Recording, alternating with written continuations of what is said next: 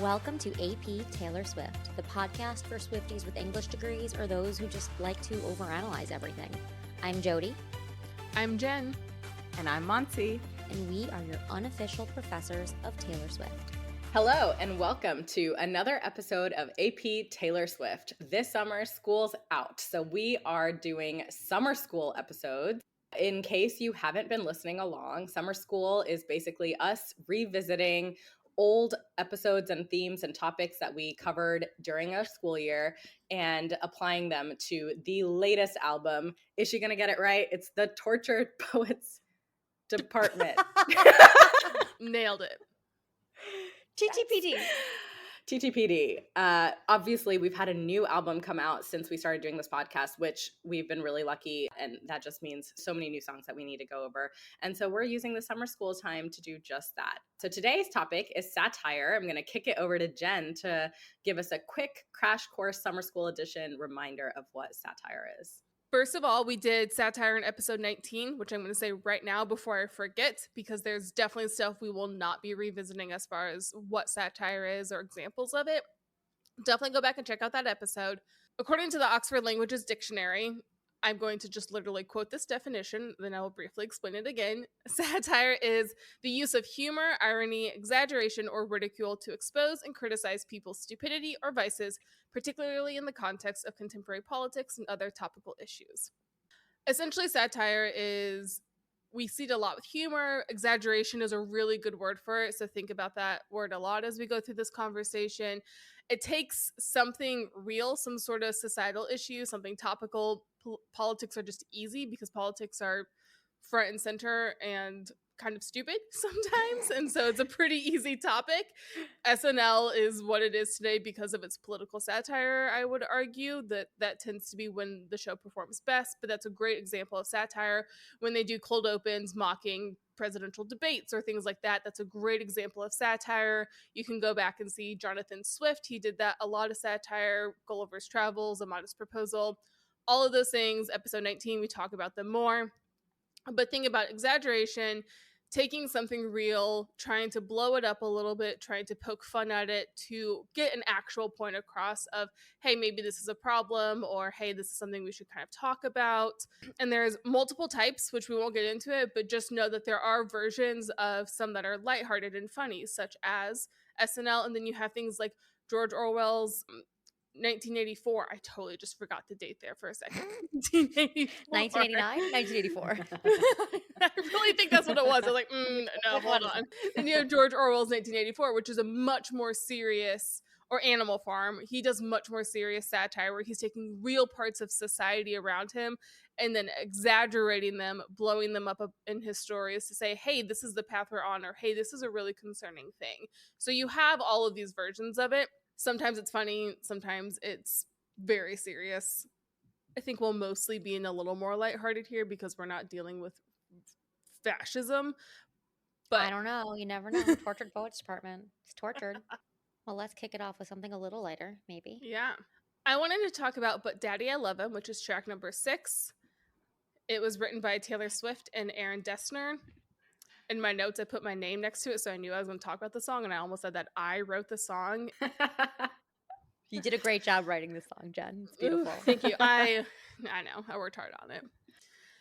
This song, there's a lot of stuff that happens with satire that we can go into, but one of the things that I find particularly compelling is when satire plays with point of view. And satire forces you to empathize with someone and then flips it on its head, and you realize you are not actually that person. So you kind of are seeing yourself from a different point of view. And I think that's a lot of what's happening in this song here. So, But Daddy I Love Him, very much the antagonist. I wouldn't say villain, but the antagonists of the story are the people in the town. They're clutching their pearls, saying what a mess. She plays with some words of, these people are on too high of a horse for a simple girl to rise above it. So if people tell you take a high road, she's saying these townspeople are on such a high horse, the high road is not high enough to get over it. Down at the city hall, stay away from her. The elders are convening and having that conversation. So this whole song, you are empathizing with the protagonist. You are dealing with antagonists that are really familiar to everyone. It's those busybodies. It's the people in your family, in your town, in your community who think they know what's best for you, who are poking and prodding in things that are not their business. But as you go through the song, I think for many of us, the first listen, you're like, oh, haha, like I get it. People like back off, whatever. And then you start to realize these antagonists are often us, the fans, and it's the media. And she's satirizing the idea that the entire society and the entire fandom is being just as nosy, being just as antagonistic as a busybody, small town, southern folks that you might think of. It's a caricature of a southern small town, and that's us in a lot of ways. That's media, and it's forcing us to flip our point of view because we're empathizing with her, the protagonist, but then she's holding up that mirror and saying, oh, that's actually you guys.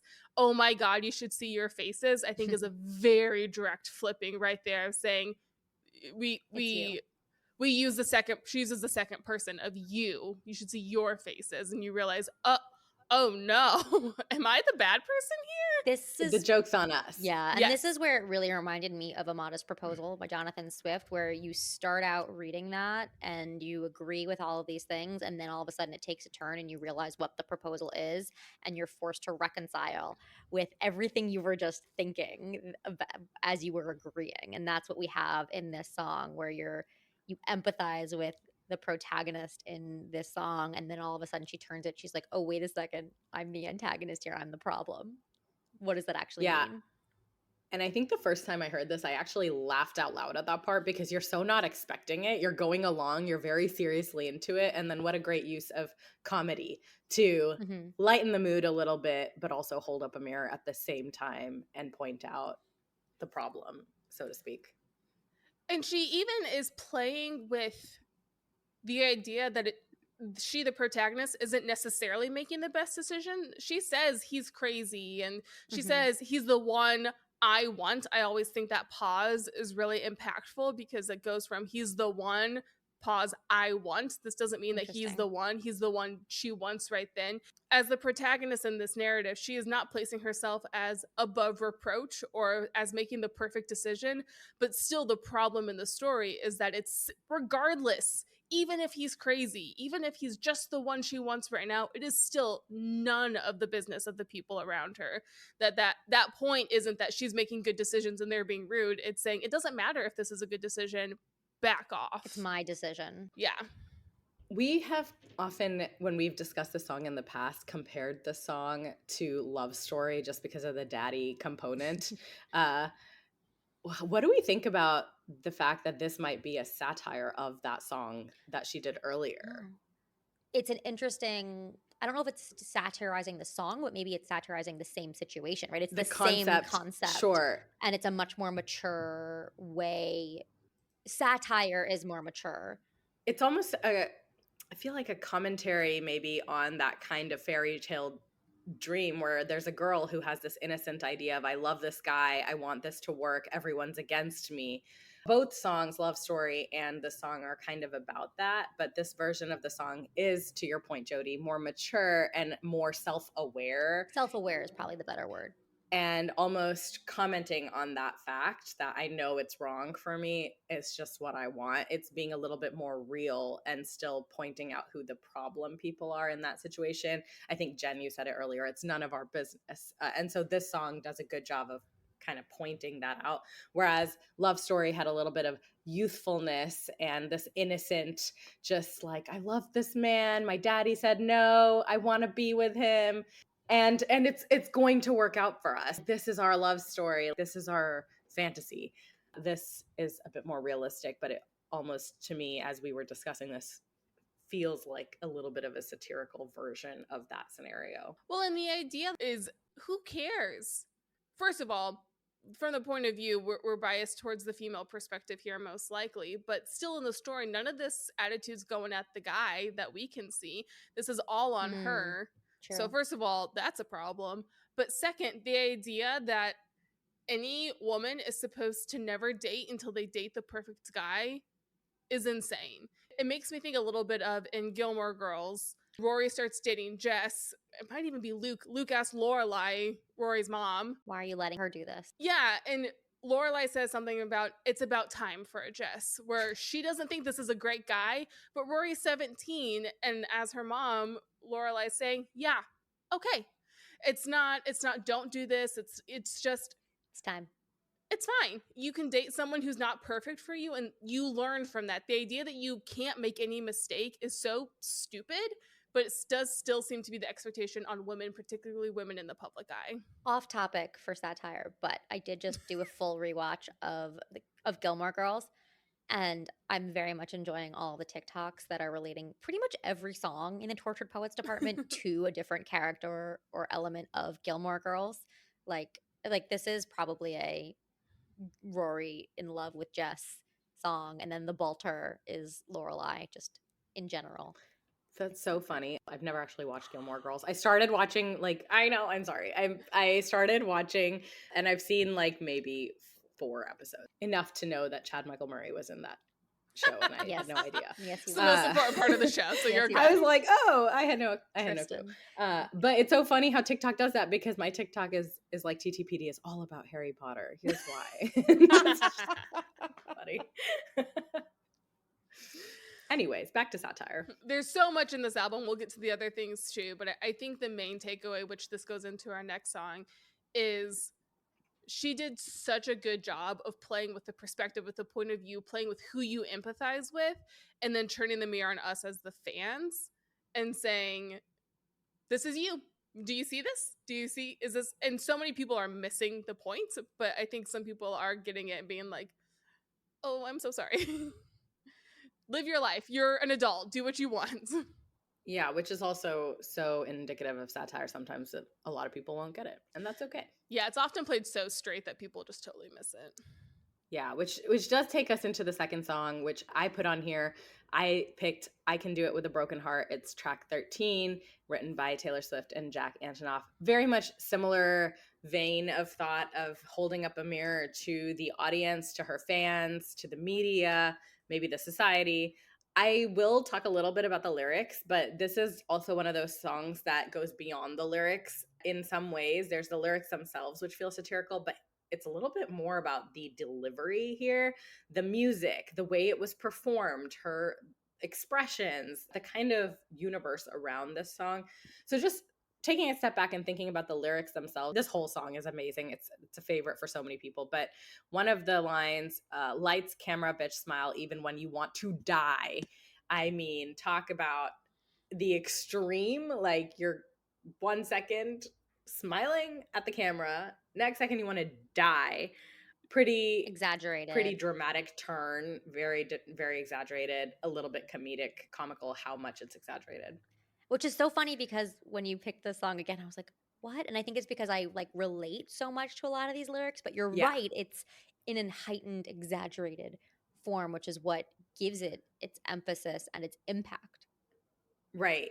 Another line, for example, is, I'm so depressed, I act like it's my birthday every day. The imagery that I get, again, 2 very different extremes being put together to create such a ludicrous sentence.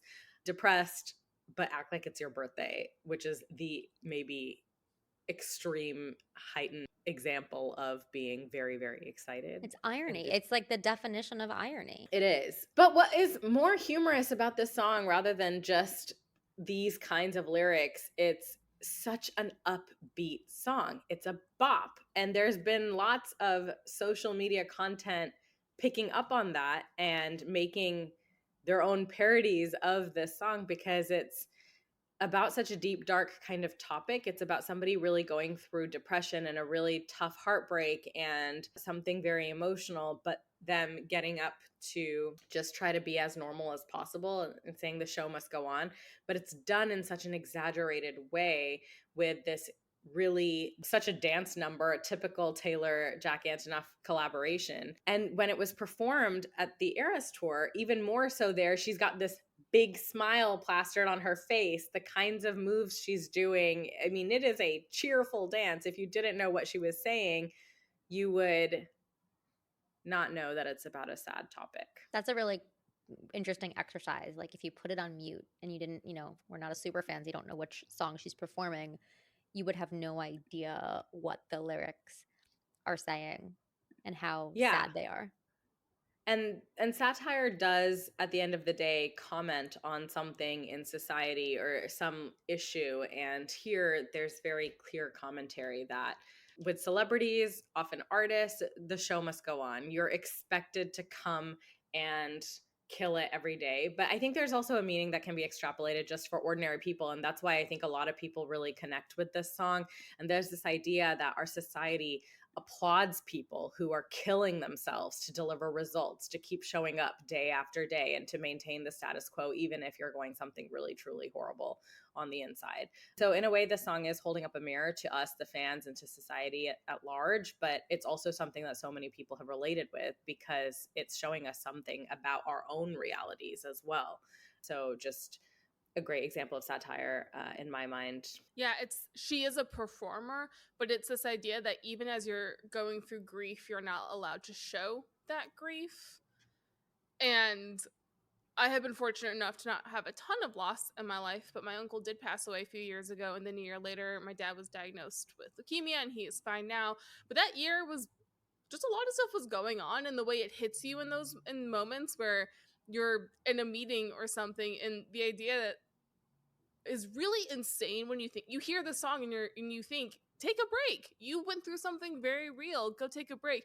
But we do it all the time, that we're not allowed in the middle of a meeting to say, hey guys, I just got hit with some grief again because I went through some stuff.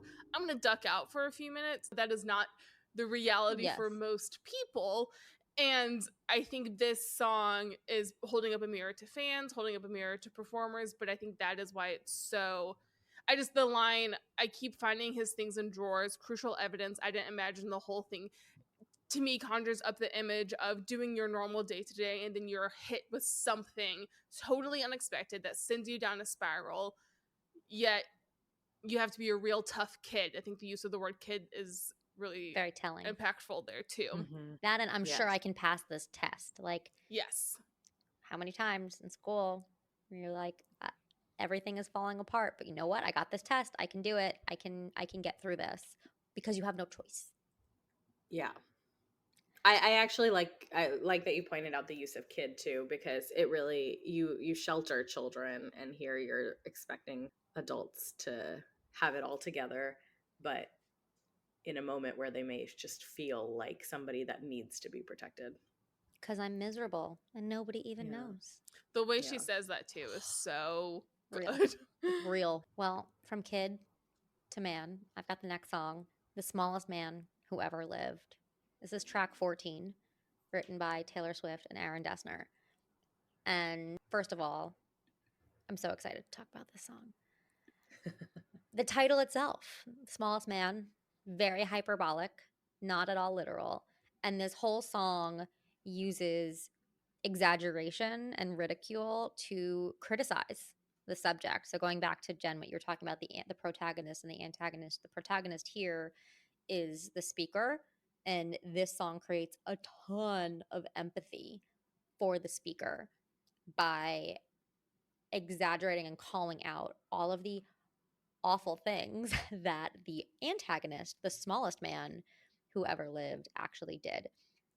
So you've got, even almost right from the beginning, in your Jehovah's Witness suit, who the fuck was that guy? So right from the beginning, you have a ton of criticism. But really, I think this bridge is Satire City.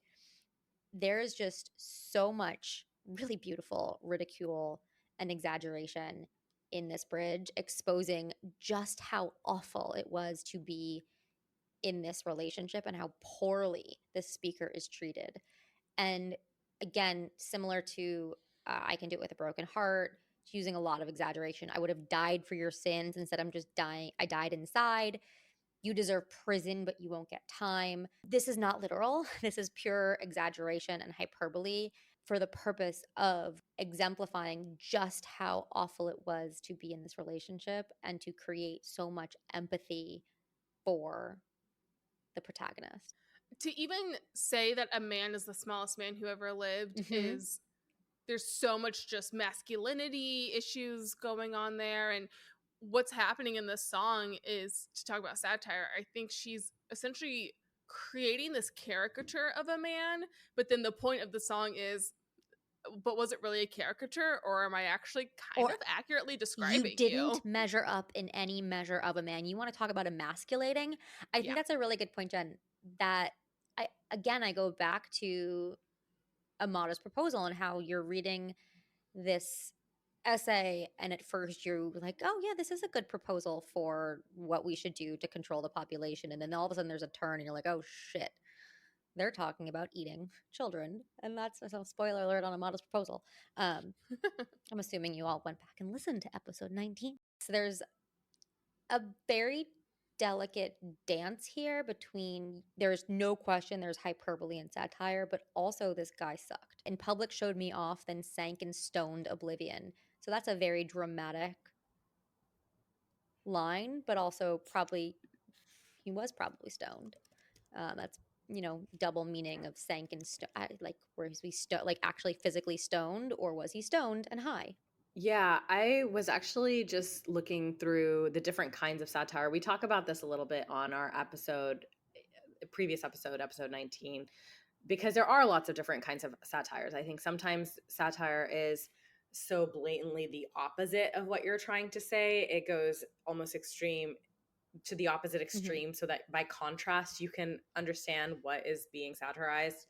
In this case, the satire feels a little bit more on the nose. Like the person that she's talking about is actually an awful person, and she's trying to communicate just how awful of a person that is through kind of more exaggeration and just going all in by creating these incredible similes and comparisons and metaphors to a kind of comedic state. It's still very much a sad song. Like, you have no doubt that it's still very devastating, but in a way the exaggerations are kind of making it larger than life. And if it was just one or two of these lines, it would be exaggerated but not have quite the emphasis. It's, again, that's why I call the bridge Satire City. It's putting all hyperboles together. Were you sent by someone who wanted me dead? Did you sleep with a gun underneath our bed? Like, she's talking about, she feels like someone was out to kill her. That's a lot. I found the type of satire that I was go looking ahead. for. It's called juvenalian satire. It basically goes all in, attacks a single target in a vicious way. And then, of course, exaggeration is a very common technique used to do that. And I think you have that done very well here. Yeah, that's the more of the George Orwell attacking totalitarian government in 1984 type of satire versus SNL Tina Fey playing Sarah Palin. Wow, I totally forgot. I almost said Sarah Paulson. Different Sarah. So those are both satire, but the different tone. Yeah, this one is much more serious. And, well, this will have to be explicit anyway, so I'm going to say it. There's so much just small phallic imagery in this, which, again, goes so it's much. Hilarious. It's hilarious. But I think there's even the point of, you hung me on your wall, stabbed me with your push pins. And I would just argue, in the context of the song, I think there is some potential double meaning there. Freud would love this song. That's hilarious. I would have never in a million I wouldn't years have thought picked that. that up, but I just thought of voodoo, but now I think it's both. I think there's definitely voodoo, the idea of hanging her, but then it's at the end of that. That's how you start it. You hung me on your wall, stabbed me with your push pins, go through some other things. You didn't measure up in any measure of a man. That book ends that section. It's a very layered. It's an onion. This song is an onion. There's many different layers of humor, satire, metaphor. This song is perfection. I didn't appreciate it until seeing it at the Eras tour on that grainy little live stream. I'm now rereading this entire song with your lens, Jen. I'm like, did you buy some pills? Like, what pills? I had that thought too. All right, we're gonna deep dive this song on another. We'll do psychoanalysis on this song. Cool. Well, I have the next song. I'm Gonna Get You Back, track 18. So here we have a little bit of a trend here. The last three songs have all kind of been close together. This one is also by Jack Antonoff and Taylor Swift. I love this song. I think it's one that we haven't discussed as much. First of all, humor, a little bit of humor. The way that it's written, just like texting all together, like no spaces. The title is I'm Gonna Get You Back, no space. And I think that's funny. I don't totally know what it means, but I do feel like it lends itself to some of the comedy and satire in the song, which I'll get into in a second. When I first listened to this song, I kind of got some blank space vibes because not because of the way it sounds, but it's really Taylor leaning in a little bit into her image of that songwriter who seeks revenge on all her exes. Could also just be leaning into the trope of the scorned female who takes revenge on her lovers if anybody messes with her. And the reason that I got that is because, of course, the lyrics repeated over and over again. It's whether I'm going to be your wife or going to smash up your bike. I haven't decided yet, but I'm going to get you back. Those are two very different extremes. Again, gonna be your wife together forever, love, marriage, or smash up your bike. You have an image of Carrie Underwood and her imagery of taking a Louisville Slugger to both both headlights. headlights. Slugger. I was like, Yeah, Slugger. to I was both like, what's the headlights. lyric? Or To the both Blank headlights. Space music video and the performance in the Yeah. tour. Exactly, where you have this crazy woman who's just like, I'm going to wreck your life because I have been scorned. And the fact that she just casually says them in two lines in the same chorus and says, either I'm going to do this or I'm going to do that, and I haven't decided yet. It's a commentary on just the extremes, maybe hysteria, the range that women are often accused of being domestic 1 second and then psycho the next second. Oh, that's interesting. She's playing too into this almost immature femme fatale because it's not full femme fatale because it's smash up your bike. It has the I'm gonna get you back. It feels more a little high school, a little bit younger. However, something that definitely comes across in the Blank Space satire and this is the confidence that she's coming across of you'll find that you were never not mine. I can take the upper hand and touch your body. So there's this confidence throughout the song that she will decide if you get married or if your bike gets smashed up. That she is totally confident that if she decides she wants you, you're all in too. She knows she has this. Even if it's handcuffed, I'm leaving here with you. Like, this is not up for debate. She will decide and then things will happen. And I think one of the things that's irony, though, is she paints both of those options as being kind of a negative thing, right? A negative extreme. There's that line, pick your poison, babe. I'm poison either way. And the title being, I'm going to get you back, as if it's an act of revenge either way. So whether you end up married or with a broken bike, either way, you're screwed, is kind of the implication of the song, which is also kind of funny, but yeah, sad. To me, it's just that hyper awareness of the tropes or the labels that get stuck on women, right? When you're married, you hear all these jokes about marriage and husbands being like, "Oh, my ball wife, and chain." yeah, like I can't do anything anymore because I'm married, like locked for life, whatever." Right? And then you have the other extreme where it's the scorn lover who's just crazy. There is a lot of agency here, though, right? I think I go back to one of you were just saying, like, she's going to make the choice whether I'm going to be your wife or going to smash up your bike. I haven't decided yet, but I'm going to get you back. So neither of these sound like great options, but she gets to make the decision. And I wonder how you balance that sense of agency in these two, not great options with the fact that this is a satirical or like hyperbolic. Well, I'm going to point to two other songs that we discussed in our satire episodes, which is Mastermind and Blank Space. In both cases, I think we talked extensively about how she is in control. And that in many ways is also a part of the irony. It's that she gets to decide. She's the one in charge, but she is also kind of crazy in that. Like, you have put a mad woman in that kind of position. I liked the femme fatale comparison as I was working through this because it's both satirizing what you see in the trope of men's greatest desire and their greatest fear. Men love, you see all the time the idea of this femme fatale, gorgeous, sexy, confident woman, but then the idea of a woman who is strong and actually will make decisions and is going to be powerful is terrifying. Never mind. That's constantly in conflict. And the song, she's playing with both of those. Of I am absolutely confident about this, but also I'm the one in charge here. So we'll see what happens to you. Good luck, I guess. And it's left unresolved.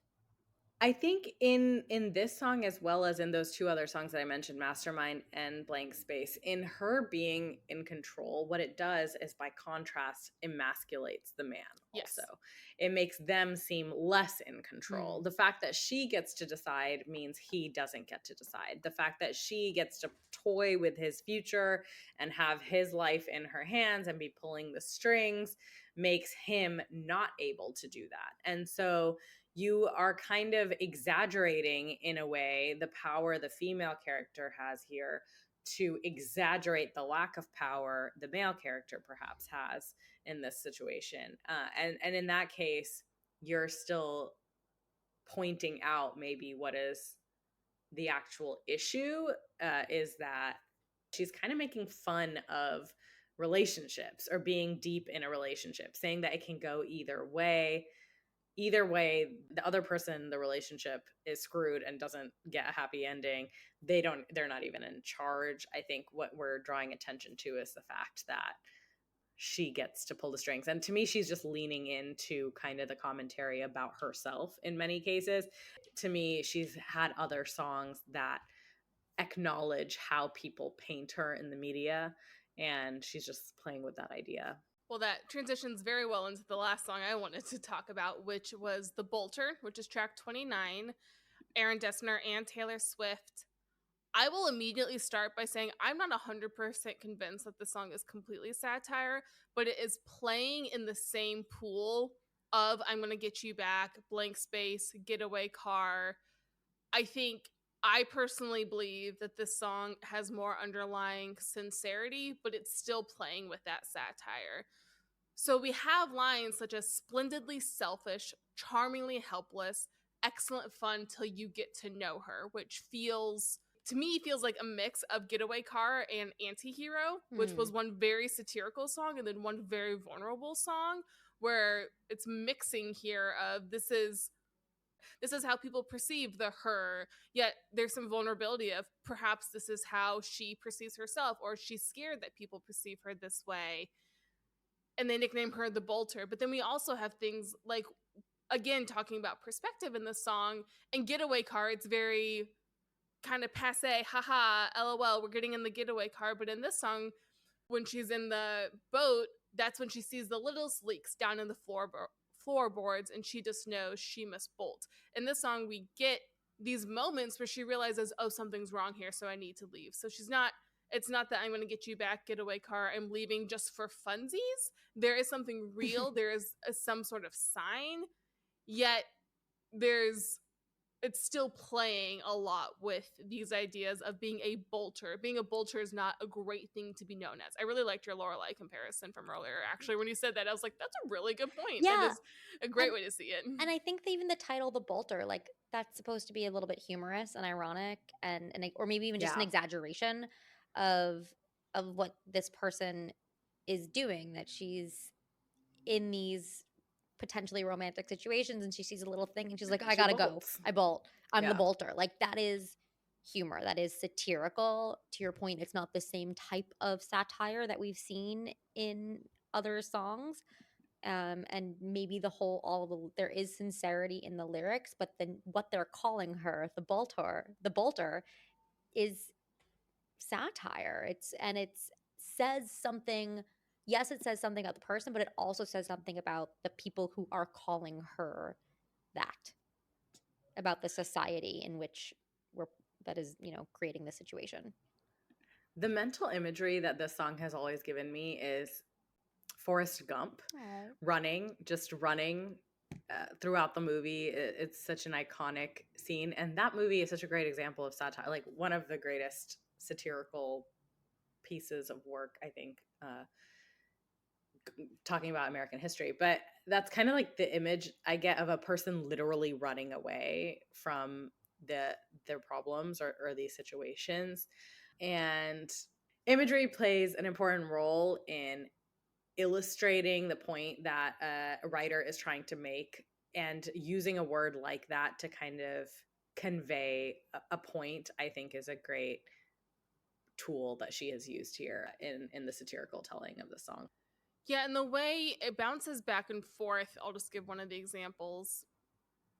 We get the same narrative, which is what happens in Getaway Car, where she's talking about this almost cycle, but we get different narratives of one person ended with the slam of a door. He'll call her a whore, wish he wouldn't be sore, but as she was leaving, it felt like breathing.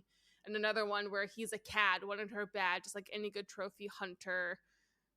She likes the way it tastes, taming a bear, making him care, watching him jump and pulling him under. So we have these different stories where the guys aren't great, the situation isn't great, but then, unlike in some of the other ones, we get that she knows she must just bolt. There's escape and escaping.